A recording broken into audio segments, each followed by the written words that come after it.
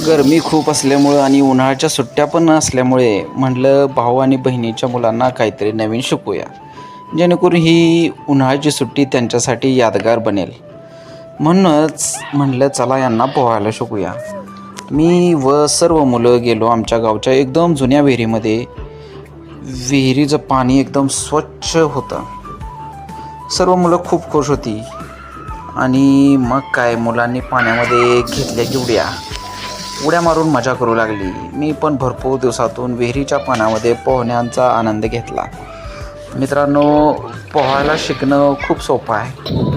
पण कसं आहे, पोहायला शिकणं खूप सोपं आहे, पण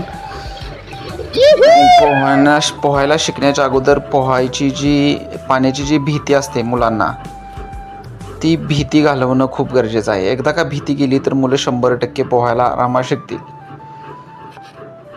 मुलांनी पाण्यामध्ये खूप मजा केली, भरपूर एन्जॉय केली. मित्रांनो, हा व्हिडिओ तुम्हाला आवडला तर नक्की लाईक अँड सबस्क्राईब करा. Thank you for watching.